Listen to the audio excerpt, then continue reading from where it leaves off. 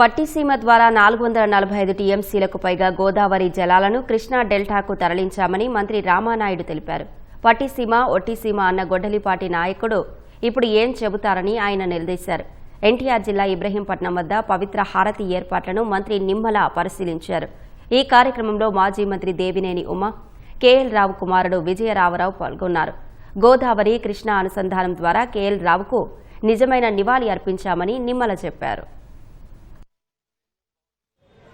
భారతదేశంలో ఉన్నటువంటి యొక్క కరువు కాటకాలని ప్రారదోలాలి అని అంటే నదుల అనుసంధానం ఒక్కటే ఈ దేశానికి ఒక మార్గం.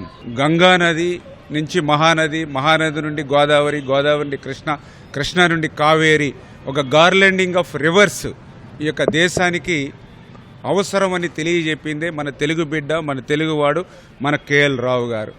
ఆ కేఎల్ రావు గారు ఇచ్చినటువంటి స్ఫూర్తిని ఆనాడు ప్రధానమంత్రిగా ఉన్నటువంటి వాజ్పేయి గారు, ఈనాడు ప్రధానమంత్రిగా ఉన్నటువంటి నరేంద్ర మోడీ గారు, అదేవిధంగా మన ప్రీతమ ముఖ్యమంత్రి చంద్రబాబు నాయుడు గారు ఆచరణలోకి తీసుకొని ఆ యొక్క కేఎల్ రావు గారి స్ఫూర్తితోటే మన రాష్ట్రంలో కూడా ఈ యొక్క గోదావరి, కృష్ణాకు పట్టిసీమ ద్వారా అనుసంధానం చేసి ఈరోజు చాలా సంతోషం. ఎందుకంటే కేఎల్ రావు గారి పుట్టినరోజున ఆ గోదావరి వరద నీటిని కృష్ణమ్మ తల్లి ఈరోజు చంద్రబాబు నాయుడు గారు స్వహస్తాలతోటి స్వాగతం పలుకుతున్నారు. ఇదే కేఎల్ రావు గారికి మనం ఇచ్చేటువంటి ఘనమైనటువంటి నివాళులు, కేఎల్ రావు గారికి మనం ఇచ్చేటువంటి నిజమైనటువంటి బహుమతులు.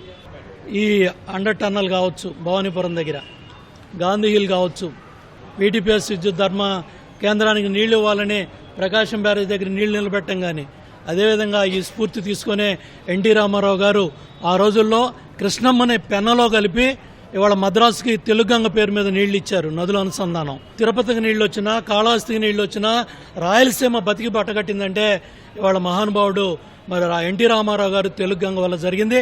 మళ్ళీ అదే స్ఫూర్తితో చంద్రబాబు నాయుడు గారు పట్టిసీమ అనే గ్రామంలో పట్టిసీమ ప్రాజెక్టు కట్టి ఆ రోజు దగ్గర 1600 కోట్లు ఖర్చు అయితే పట్టిసీమ పంపులు బిగుతా అన్నారు.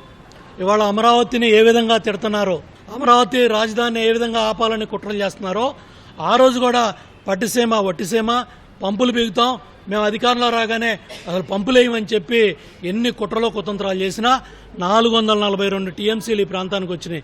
ఆ రోజు పట్టిసీమ ఎన్ని తిట్లు తిట్టారు, ఎన్ని మాటలు మాట్లాడారు.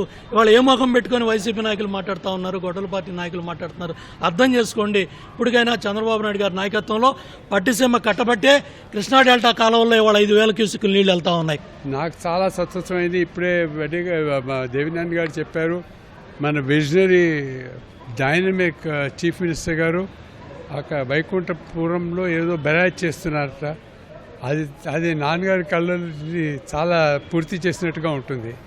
నాకు దాని మీ అందరికీ ధన్యవాదాలు. మీరు ఇచ్చే ఆప్యాయత, ప్రేమ, వాటిని ఆయన పొందారని మాకు అందరికీ చాలా సంతోషం.